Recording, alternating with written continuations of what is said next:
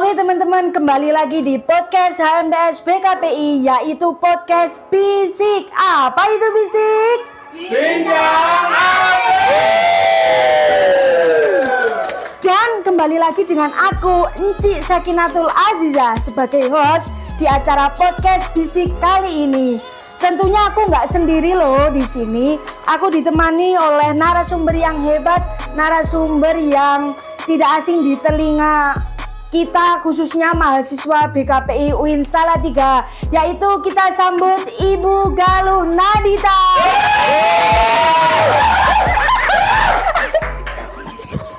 Astagfirullah. Kenapa ini? Ini bisa di-cut kayak yang bagian itu? Enggak Bu, biar enggak apa-apa. Oke, Ibu Galuh boleh kenalin Ibu Galuh itu siapa di sini, terus rekam jejak perjalanan pendidikannya Bu Galuh itu seperti apa gitu, dengan seenak mungkin. Terima kasih Bu. Enaknya nggak cerita sih. Oke. Ya nggak apa-apa cerita Bu. Halo teman-teman semua. Halo. Nyapanya apa nih teman-teman BKPI? Ya teman-teman. Besti. Oke, halo Besti. Perkenalkan saya Galuh Nadita. Biasa dipanggil Galuh gitu. Saya adalah salah satu dosen di Prodi BKPI UIN Salatiga. Apalagi Ancik ya enaknya ya, saya cerita apa ya? Itu loh Bu, rekam pendidikan Ibu sampai hari ini begitu Bu. Terus mungkin Ibu pernah ikut pengalaman organisasi kah atau bagaimana gitu, cerita itu aja Bu. Oke. Kalau saya cerita dari masa SD kayaknya too much ya, kejauhan ya. SMA Bu, udah SD nggak usah. Langsung kuliah aja kali ya, Ya.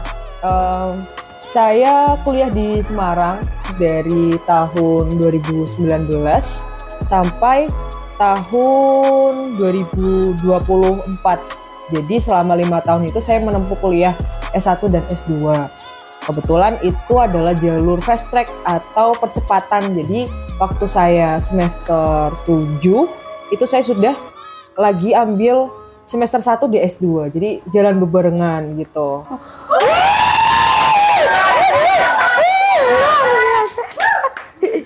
Luar biasa sekali Bu, saya jadi pengen, ya Allah, amin. Oh, katanya ada mau wacana fast track loh di UIN Salatiga yang udah ada S2-nya prodi apa?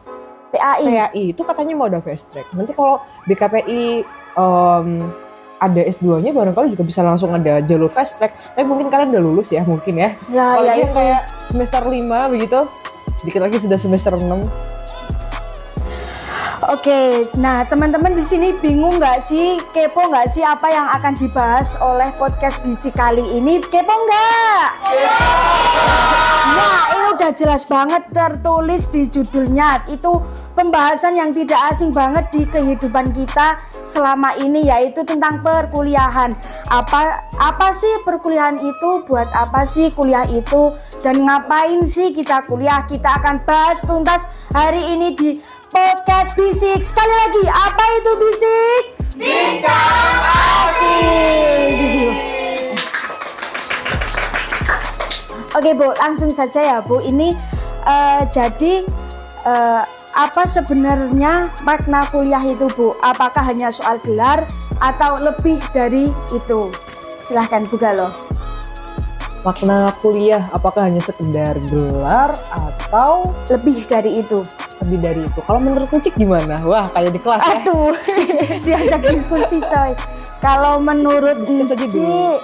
kuliah itu di mana kita mencari proses. Udah segitu aja menurut Enci Bu. Berproses ya kalau Ya. menurut Cik ya. Oke, menarik banget kuliah. Kita perlu tarik sih Cik di masa lalu tuh kuliah jadi apa atau tujuannya untuk apa, dan di masa sekarang itu tuh berbeda banget sih. Kalau di zaman-zaman dulu, mungkin zaman-zaman ibu saya kuliah gitu ya. Kuliah itu buat kayak tiket kerja yang lebih layak, dapat gaji yang lebih layak, terus juga peningkatan status sosial. Karena di zaman dulu kan nggak banyak ya orang kuliah ya. Iya. Bahkan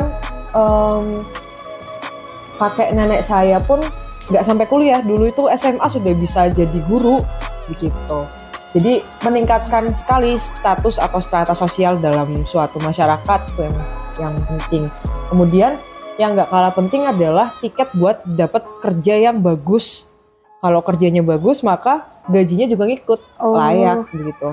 Namun sekarang hal itu nampaknya udah berbeda ya, in this economy gitu. Kayaknya itu sudah sangat bergeser sekali tujuan atau biar apa kuliah itu. Karena teman-teman, faktanya pada saat ini bisa dibuka nanti di data BPS maupun Kemnaker ya. Di data BPS sekarang mahasiswa itu jumlahnya ada 8 juta lebih populasi mahasiswa di Indonesia dan didominasi oleh Gen Z ya. Sekarang angkatan yang paling bawah yang lagi semester 1 tuh umur berapa? Umur 17. Kelahiran tahun berapa? 2008-2009. Masih masuk Gen Z itu. Iya. Karena Gen Z sampai 2012 gitu. Jadi masih masuk Gen Z. Nah, di situ kita 8 juta orang itu populasi mahasiswa. Sementara di lapangan pekerjaannya data dari BPS tahun 2024, lapangan pekerjaan sekarang itu 1 juta orang lulusan sarjana itu menganggur. Coy, ya kan? Bestie ya. Bestie.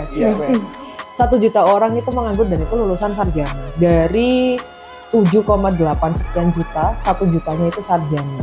Ya memang kalau berdasarkan data masih meningkatkan sekali kelayakan pekerjaan ya, atau setidaknya mendapatkan pekerjaan daripada jenjang pendidikan yang lain. Tapi ya tetap aja 1 juta itu angka yang besar ya.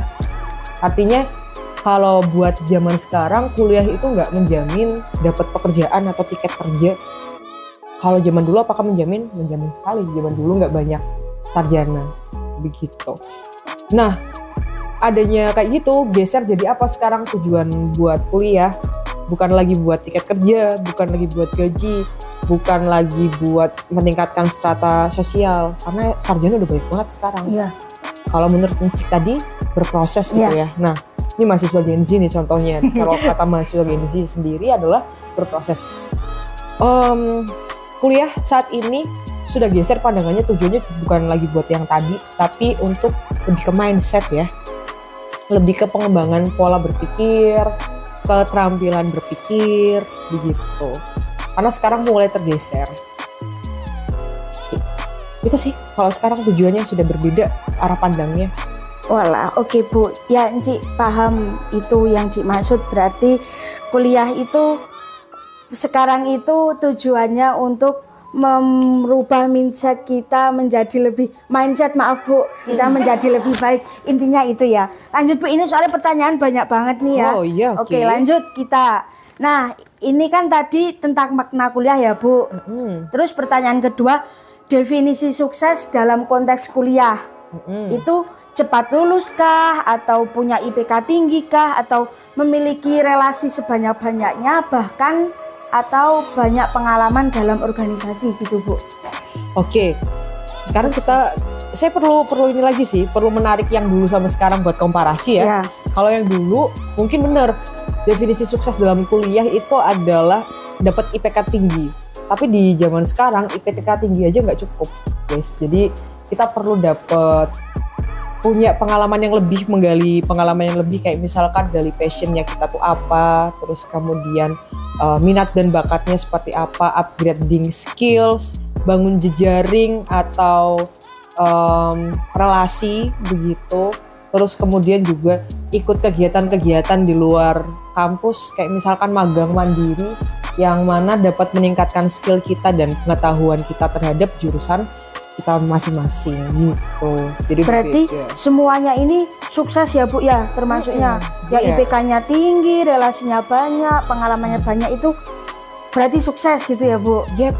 Karena zaman sekarang sama dulu kayaknya beda ya, dapat IPK tuh dulu kayaknya susah banget, dapat nilai B aja sudah susah gitu. Kalau sekarang nilai lebih banyak diobral, memang begitu. Kenapa demikian? Ya dikarenakan sekarang zaman teman-teman Gen Z itu sudah sangat mudah untuk mendapatkan akses pengetahuan. Kalau dulu mungkin cari buku harus punya buku fisik, sekarang nggak harus punya buku fisik ya. Iya. Sekarang e-book banyak, lihat artikel jurnal juga banyak, apalagi kita dapat bantuan AI. Sehingga tugas-tugas ya pasti akan lancar lah dikerjakan. apalagi Inci nggak punya buku sama sekali tentang BK Bu. Terima kasih sudah jujur. Tapi itu mau pinjem kok Bu, itu besok-besok mau pinjem. Iya, di BK menyedihkan aja. sekali. Tapi Emang terima teman-teman kasih sudah punya nih? jujur. Punya. Enggak. Nih, cuma satu Bu itu. Teknik-teknik konseling paling lah. Oke, nggak apa-apa. Tapi sekarang bisa diakses di mana-mana sih e-book ya, e-booknya banyak. Oke, lanjut. Jadi kan ini kita mahasiswa ya Bu. Dari sudut pandang Ibu, mahasiswa itu apa sih? Mahasiswa. Iya, mahasiswa sendiri apa sih gitu? Menurut saya mahasiswa itu orang yang punya kesempatan lebih luas ya terhadap eksplorasi dirinya gitu. Jadi kuliah itu gak hanya soal karir aja, gak melulu soal karir, gak melulu kalau di zaman sekarang gak melulu soal lulus atau dapat kerja yang bagus. Tapi pada saat kalian mahasiswa, itu kalian punya kesempatan yang lebih luas untuk bisa explore diri kalian itu sukanya apa, minatnya apa, bakatnya apa.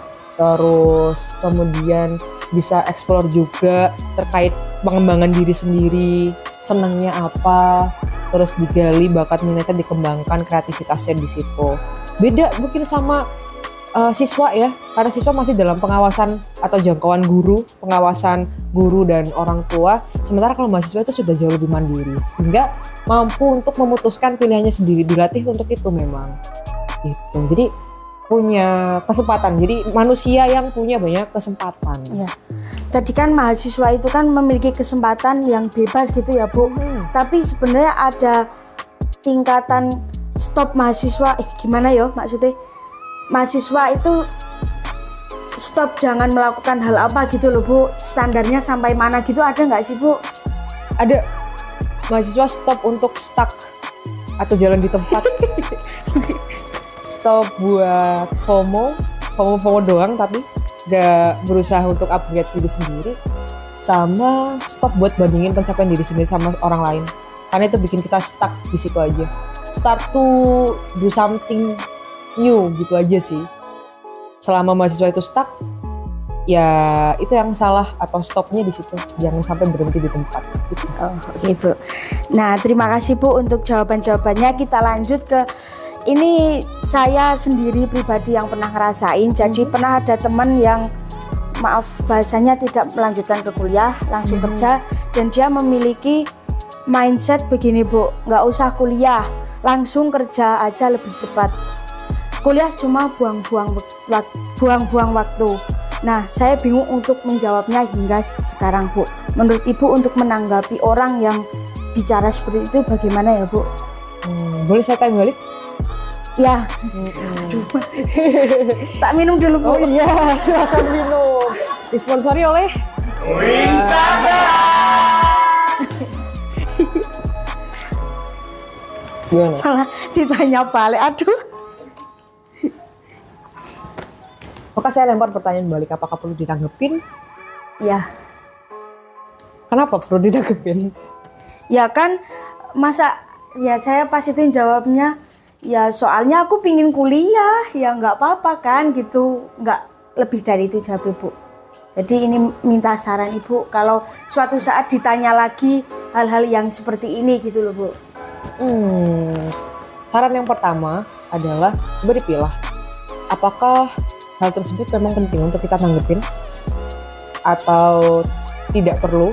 Karena misalkan kalau kita tanggepin itu akan memicu pertengkaran atau konflik karena kita nggak mampu menahan diri misalkan gitu. Loh kalau misal tidak emang pengennya menanggapi dengan baik, ya saran saya jawab aja sesuai dengan apa yang kamu mau.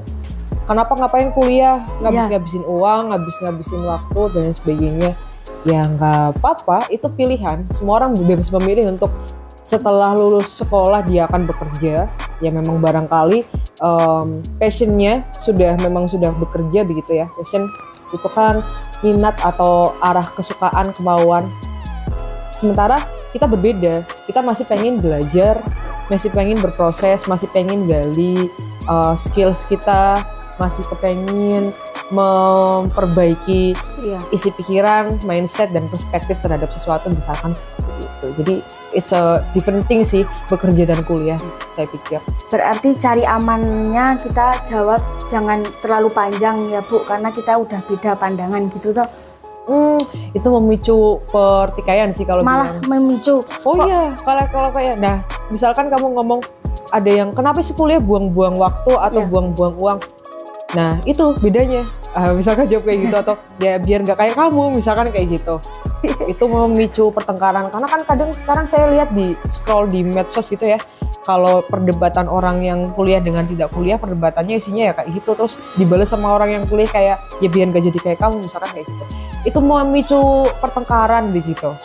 Karena orang ya punya pilihan masing-masing. Jadi bagaimana cara kita menghargai pilihan orang itu yang lebih bijak. Oke. Terus ini ada lagi Bu.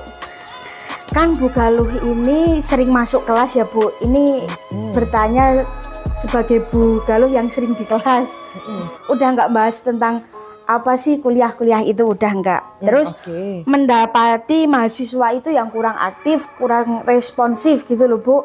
Bener-bener cuma ya udah berangkat ke kelas, dengerin guru, dengerin teman presentasi dan nggak mau aktif sama sekali gitu loh Bu. Nah, POV Bu Guru terhadap kejadian ini itu apa? Oh Bu dosen, Bu Galuh, ya itu. Sudut pandang saya menyikapi hal tersebut. Iya. Saya memandangnya gimana ya? Itu kontekstual sekali ya. Saya kan nggak ngerti juga kenapa bisa diam di kelas tidak aktif dan lain sebagainya. Banyak faktornya. Saya cuma jadinya biasanya overthinking aja sih. Kayak kenapa ya mahasiswa ini kok diam? Apa cara saya ngajar itu kurang?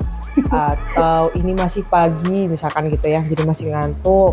Atau bocah ini atau mahasiswa ini nggak terlalu seneng dengan mata kuliahnya atau justru nggak seneng sama jurusannya atau dia lagi ada masalah. Tapi ketika saya lihat-lihat lagi, saya biasanya observasi sih dan cukup menandai anak-anak yang memang kurang aktif dan aktif begitu.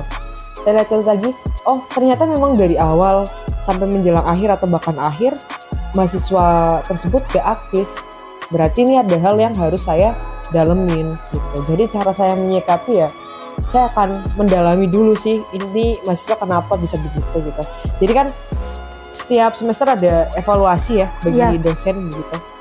Itu cara saya mengevaluasi. Saya takut jangan-jangan cara ngajar saya kurang gitu. Jadi selain melihat Siska UIN Iya. 3, Siska. saya juga mencoba untuk bertanya secara langsung ke mahasiswa yang memang bersangkutan dan kurang aktif gitu. Saya ingin dipertanyai Bu, saya kadang nggak aktif juga kok Bu di kelas. Lapo kamu? Iya itu kalau saya nomor 1 kalau lapar. Kalau lapar Udah cukup, jangan ditambah-tambahin. Enggak pernah ngantuk Bu saya di depan terus. habis berantem sama pacar. Jarang Bu, jarang. Enggak Bu, enggak ada Bu. Udah Bu, lanjut aja lah pertanyaan yang lain.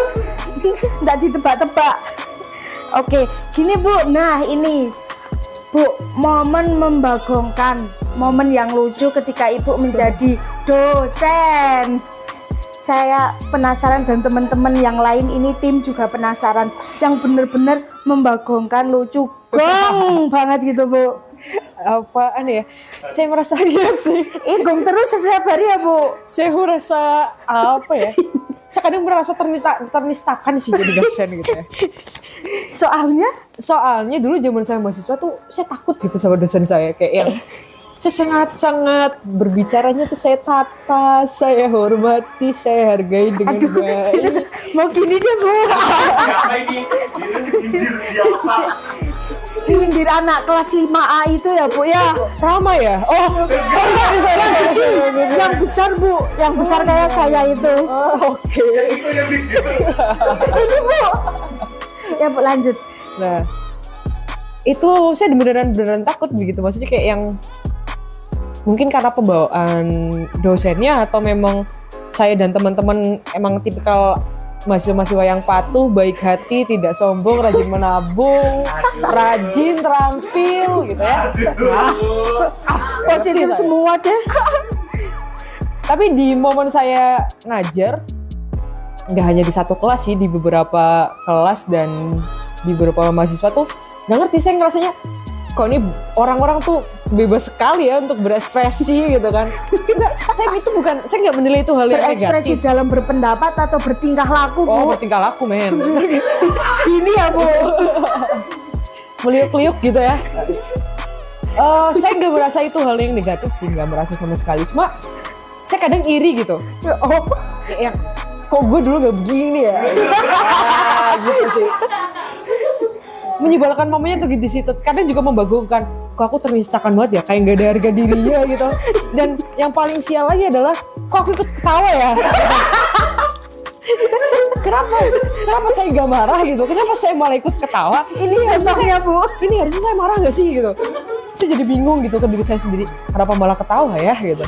Ya itu momen membagongkan. Jadi bertanya-tanya gitu kayak krisis identitas. Soalnya lucu ya. Saya merasa bersalah, Bu. Sebentar, saya ambil nafas dulu, Bu. Ambil minum gimana? Biar nangisnya kelihatan.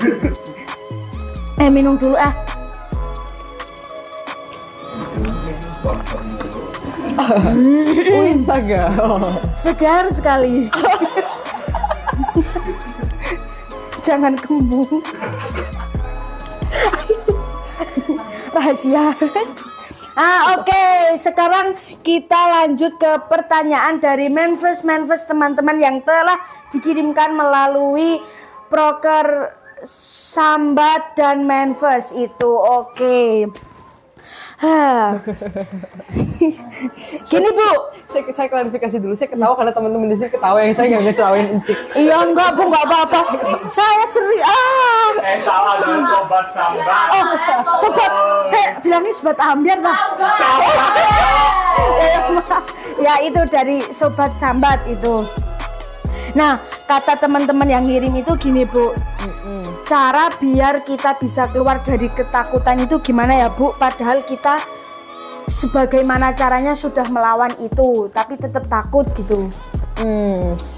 Saya kasih pertanyaan balik buat orang yang bertanya. Emang sudah sejauh apa kamu berusaha untuk melawannya? Apakah kamu benar-benar melawan atau kamu hanya melawan dalam kepalamu gitu? Terus kemudian pertanyaan saya selanjutnya adalah apakah ketakutan itu nyata atau ketakutan itu hanya ada di kepalamu sendiri? Jadi saran saya coba dilihat dulu itu ketakutan nyata atau tidak, dihadapin secara langsung dan dilihat.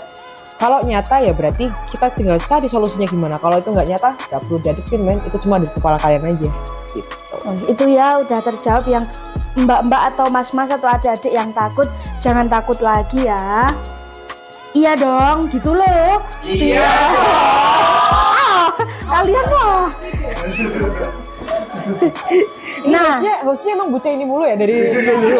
enggak tuh, Bu, dulu Kak Dani, Bu. Ini setiap periode beda-beda gitu. Saya ini udah terakhir, Bu, dan sudah cukup. Nah, lagi, Bu, ini. Ya. Ada anak astagfirullahaladzim, ada Besti. Saya ada rencana di masa depan untuk menjadi dosen. Cita-cita yang bagus sekali. Kira-kira sebagai dosen selain mengajar ada tugas lain seperti apa ya, Bu? Selain ngajar ada tugas lain seperti apa ya? Tugas untuk riset, untuk penelitian, untuk pengabdian. Terus selain itu tugasnya yang nggak kalah penting adalah belajar, begitu. Karena kalau tidak belajar, ya bagaimana cara kita menyampaikan di kelas, begitu. Jadi belajar itu nggak harus soal materi aja sih, kita harus punya banyak pengetahuan basic juga atau pengetahuan umum. Karena biasanya mahasiswa itu kan sudah sangat kritis ya mahasiswa sekarang. Pertanyaannya pasti unik-unik, pertanyaannya juga berdasarkan pengalaman yang nyata dan real. Ketika kita nggak update kondisi lapangan kayak gimana, ketika kita nggak update sosial media gitu, kita akan ketinggalan dan akan kebingungan mungkin ketika berdiskusi bareng mahasiswa gitu. Nah, kembali tuh kata Ibu, sekarang kan banyak anak-anak yang pertanyaannya unik-unik. Ini unik, Bu. Oh iya, okay. Iya, saya juga bertanda tanya. Ih, Bu Galuh, tips menjadi konten kreator dong Bu. Nah pertanyaan saya tanya sama tim ya kemarin, Bu Galuh konten kreator kah? Gitu. Iya, iya. Iya, ada yang bilang iya Bu, gitu. Kalian bisa lihat gak ini di jidat saya ada tulisan tolong gitu. Nanti dieditin Bu, tolong gitu. Coy, saya dosen kan. Kan gak lihat saya di mana. Gak guys, saya bukan konten kreator deh. Jadi Saya degdok sih emang setiap saya ikut organisasi tuh nggak tahu kenapa saya selalu di popdok abadi emang. Sampai sekarang pun saya masih ikut komunitas. 2 komunitas yang saya pegang saya jadi PDD ya. Nanti kalau teman-teman komunitas saya lihat tolong saya dipindahkan ke divisi lain.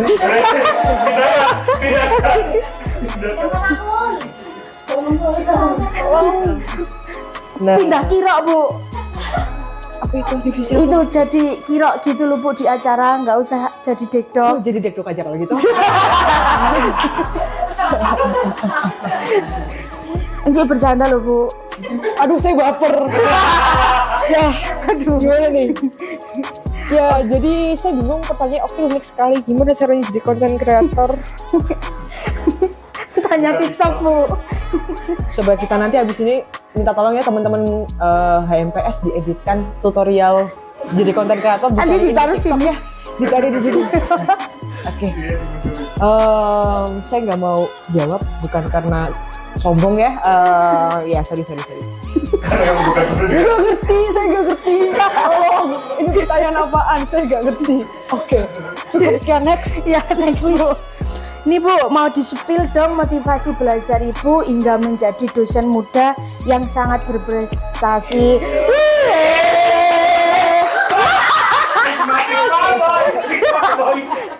Aku nggak mewing coy, ini besar banget. Ya kalau Encik gini. Coba.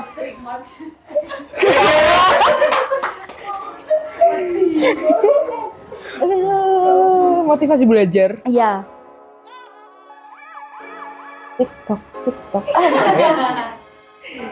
Ya belajar aja sih, emang harus ada motivasinya. Ya harus Galuh. Gak ada motivasi belajar yang spesifik harus kayak gimana sih. Saya cuma pengen dulu motivasi belajar saya selalu nargetin sesuatu itu aja. Jadi kayak waktu saya S1 cara saya biar cepet lulus ya dengan belajar, makanya skripsinya biar cepet, garap skripsinya gitu. Terus pas S2 saya pengen cepet lulus, saya nggak betah lama-lama ada di S2. Jadi ya saya akan belajar dan mengerjakan tesis dengan baik gitu, karena nggak betah aja sih. Nggak betah berada dalam satu situasi atau kondisi yang itu aja. Nah, sekarang pun saya sudah 3 semester jadi dosen, berarti hampir 1,5 tahun Iya, 1,5 jadi tahun. dosen. Tapi saya sekarang lagi mikir, kok gue jadi dosen terus ya gitu. Maksudnya kayak apa ya yang bisa bikin aku lebih termotivasi buat belajar, atau bikin target baru apa ya biar aku termotivasi buat Nah, belajar. saya tahu Bu, lanjut studi S3. Betul. Info beasiswa. Dicari. Nanti tak buatin kotak gini Bu.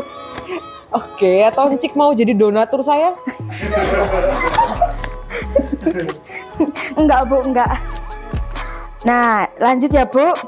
Wajar nggak sih kalau kita ngerasa insecure sama teman-teman seumuran dengan pencapaian mereka? Gimana cara biar selalu berpikir positif atas situasi tersebut? Wajar. Manusiawi, normal, dan apalagi kalau ini yang tanya teman-teman mahasiswa ya. Iya. Jadi waduh, kayak kuliah ya, saya menjelaskan fase perkembangan manusia begitu. Dari bayi. Di masa-masa kita ini, di masa-masa kita lagi, so asik banget Galuh. Di masa-masa teman-teman jadi mahasiswa, itu di umur segitu emang lagi lucu-lucunya. Anjir.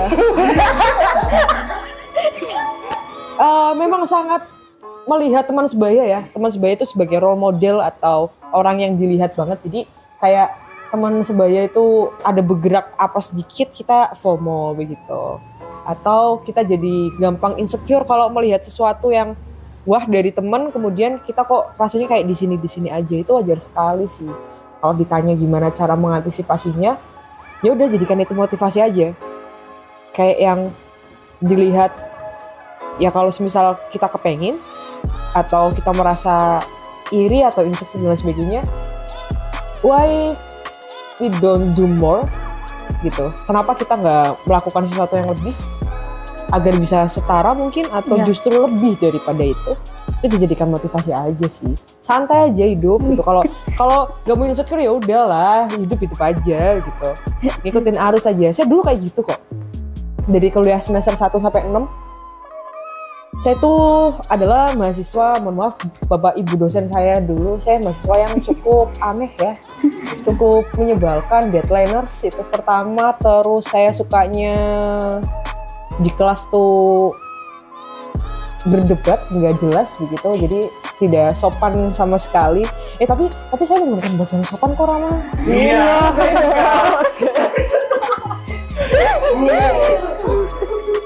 Oke.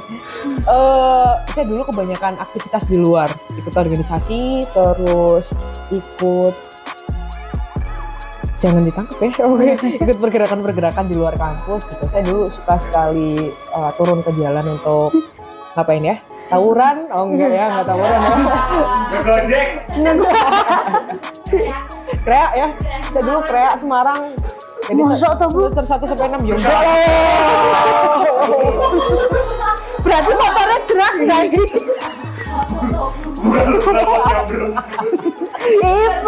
Pikir Bu? Enggak Bu. Mio-ber. Ya, saya dulu semester 1 sampai 6 cenderung nggak memikirkan kuliah sih. Jadi kayak yang ya kegiatan di luar emang banyak banget. Jadi kuliah kayak nomor 2 begitu. Terus abis itu saya ngeliat teman-teman yang lain tuh aktif. Mereka banyak dipuji, dapat compliments dari dosen. Iya. Sementara saya ya begitu-gitu aja. Saya di luar-luar aja. Udah garap tugas juga seenaknya sendiri begitu. Jarang masuk. Ya kalau ada 4 kali pertemuan yang boleh nggak masuk, saya habisin sih 4-4. Saya juga kok Bu. Saya Enggak ding, enggak ya. Enggak. Tapi setelah itu tobat lah di semester 6 itu. Menjelang skripsi saya baru tobat dan menentukan arah karir saya. Dan dari situ saya jadi ngerti bahwasanya kalau dari dulu, dari semester 1 sampai 6 saya nurutin FOMO saya atau saya nggak menikmati masa-masa perkuliahan dengan cara saya sendiri, mungkin saya akan menyesal ya gitu. Karena ternyata saya punya timeline sendiri. Di 1 sampai 6 mungkin saya ketertinggalan begitu ya, atau sengaja meninggalkan diri, atau saya emang yang malas aja gitu.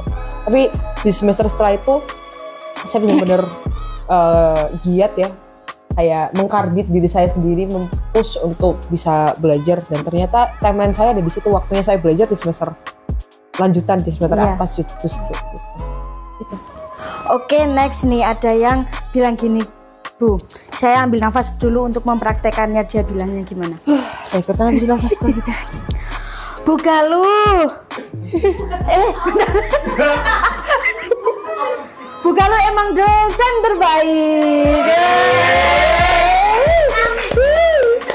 Ibu kalau salting biasanya gimana, Bu? Tutupan gini kayak tadi. Saya biasanya ngereok ya kalau salting. Iya, apa? Memalukan. Kenapa bisa begitu? Saya nggak ngerti ya. Terima kasih. Iya, terima kasih. Terima kasih. Entah itu berbohong atau gimmick saja atau basa-basi atau itu hal yang tulus ya. Terima kasih ya. Iya. Kode. Nanti biasanya muncul di komen saya, Bu, yang tanya Ibu dosen terbaik gitu. Oke, next lagi nih, Bu. Ini emang pertanyaannya unik-unik sih. Bu Galuh udah married belum? Cie. Ini kayaknya mah apa deh, Bu? Udah belum ya? Janu uwes coy. Belum ya, Bu yo. Udah men. Udah belum ya? Ibu. Silahkan ditebak sendiri ya, kira-kira sudah atau belum. Ya sih. Ya dari muka saya dan sebagainya sudah atau belum. Saya jawab sudah, teman-teman juga nggak percaya. saya jawab belum nanti nggak percaya juga. Nah, kira-kira ditebak di komen aja kali ya. Sudah nikah atau belum ya? Sudah medit atau Tapi belum? nanti ibu kalau di itu di apa? Panggil apa sih? Iya nggak jadi pula. Disebut. Oke. Nanti ibu oleh disebut mentungul ya bu. Oh ya, oke. Muncul ya. Pokoknya sobone mentungul. Nanti barangkali ada suami saya yang Cukup tahu sih, cukup tahu. Oke. Jadi tebak aja di kolom komentar apakah saya sudah married atau belum gitu. Spontan. Spontan sih. Ya lanjut bu. Kalau ini kan di Memphis ada yang titip salam gitu bu. Terus Oke. ingin disampaikan lewat podcast ini. Oke. Yang mendapat salam siap-siap dulu ya menahan dagdikdurnya hatinya. Untuk Mas Rizan BKPI 5A, ganteng banget sih. Mas Rizal. Mana suaranya Mas Rizan? Gak tahu Bu Mas Rizan seperti apa gitu.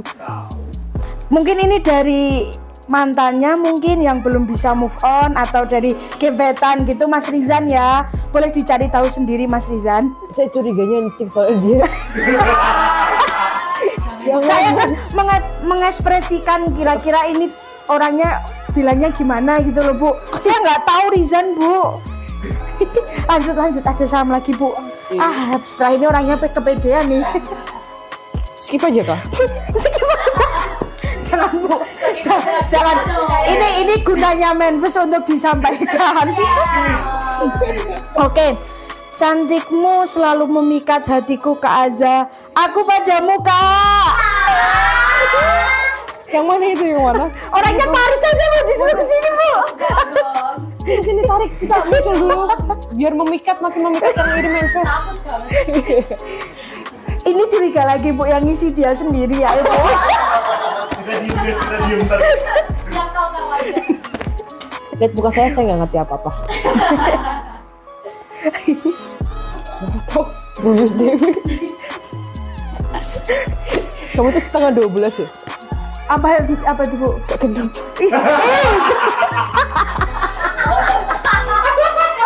Emang Bu, emang. Ternyata. That's a jokes ya. Saya dibisikin sama Rama, sorry. Oke, saya minta maaf. Enggak Bu, enggak apa-apa. Oke, emang Terus nggak apa-apa sih. ini kembali ke pertanyaan lagi Bu. Tadi kan udah guyon-guyon ya Bu ya. Semester 5 belum punya cowok gak apa-apa gak sih? Ya gak apa-apa lah, apa emangnya? But sehari-hariku talk to who. Itu saya cari ya Bu ya, saya nggak tahu talk to who itu apa. Jadi katanya itu who. Ibu tahu udah setengah 12 loh. Itu tuh tapi sehari-hari aku ngobrol sama siapa ya gitu loh Bu. Oh, ya. talk to who. Ya. Aku talk to who. Ya toh? Ya beneran. Ya gitu Bu. Semester 5 ini belum punya cowok. Siapa ya? Muncul di komentar ya nanti. Gimana tuh Bu? Yang semester 5 jawab lah, emang nggak apa-apa. Nggak apa-apa. Kecil aja. Kuliah bukan nyari pacar. Yang penting tuh punya teman, punya duit, Duit. punya teman, punya duit bisa nongkrong ya kan? Iya. Yuk. Ayo Bu. Ayo. Emang ini Masih podcast. mahasiswa unik Bu. Iya. Ya kan yang diresahkan sama temen ini yang kasih seperti ini tuh, tapi sehari-hari aku ngobrol sama siapa gitu Bu. Mungkin pengen di chat, P sayang lagi di mana? Mungkin yang dimaksud gitu Bu.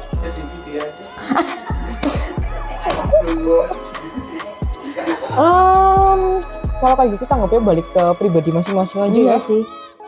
Jadi kalau memang membutuhkan, ya coba cari. Tapi kalau memang rasa nggak penting-penting banget, mending kalau punya uang dan punya teman diajakin nongkrong aja tuh. Tiap malam aja nggak apa-apa itu. Nongkrong buat rilis stres gitu. Ya Tapi tahu-tahu akhir bulan uangnya habis. ketemu teman-teman mah tambah stres, Bu. Gitu ya?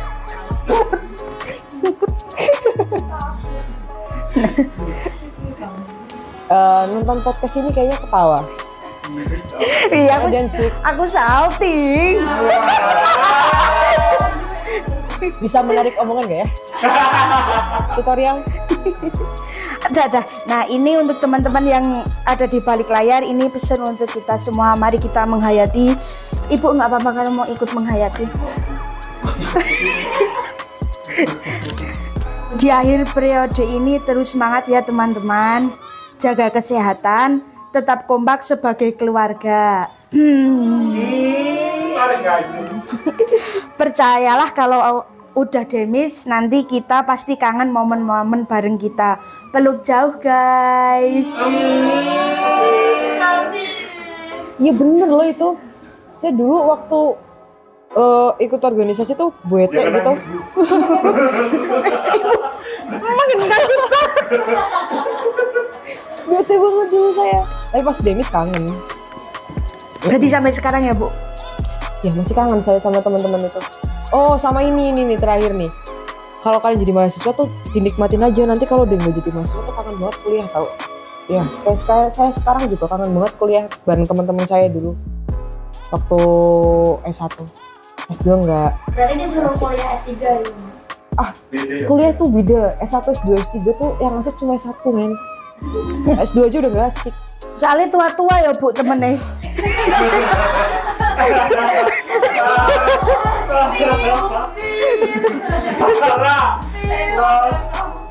Tutup podcast nih. Udah next. Nah sebelum kita tutup seksi asik-asik ini Bu, sebenarnya sekali lagi. Apa itu bisik? Bincang asik.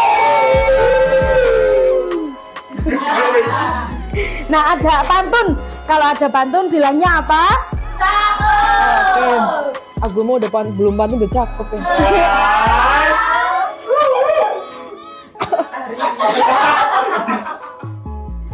Yang itu kata aja guys. Oke 1, 2, 3. Belajar di UIN banyak praktik. Cakep. Kampus hijau nan indah teduh. Cakep.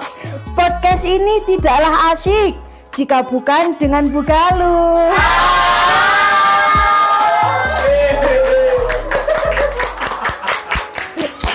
Lagi Ibu yang bacain Bu, yang satu. Demi Allah. Iya. Enggak apa-apa Bu. Demi Allah ini demi Allah. Aku juga pengen cakep Bu. Yang kedua. Kuliah di Salatiga hati pun syahdu. Wow. Terima kasih. Kenangan indah tersimpan selalu. Cakep. Jangan bingung, jangan ragu. Ada podcast bisik untuk semangatmu. Oke, dan ini sesinya telah selesai Ibu dari Ence dan tim HMPS BKPI dan tim podcast bisik mengucapkan terima kasih yang sebanyak-banyaknya atas cerita yang mengasihkan, pengalaman baru dan ilmu-ilmu baru yang setelah ini kami dapatkan. Dan Ibu semoga tidak jera, tidak merasa bagaimana diundang di podcast ini. Mungkin nanti next periode bisa Ibu lagi atau bisa Bu Galuh bisa diajak kerjasama di beberapa proker HMPS lagi ya Bu. Siap nggak Bu? Nggak PDD Bu. Kan Kalau gitu sudah selesai kan dari Iya. Cik ya? Iya. Ya, sekarang saya yang jadi hostnya. Cik yang jadi narasumbernya.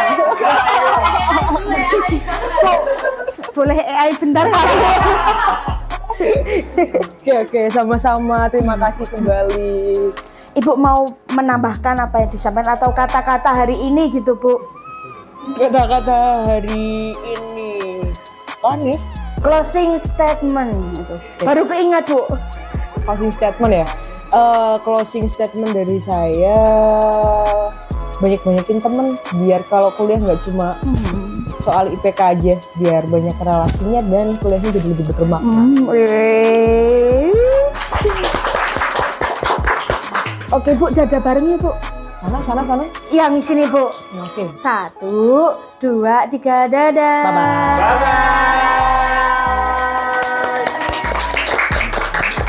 Oke guys, see you on Bisik next period. Dadah.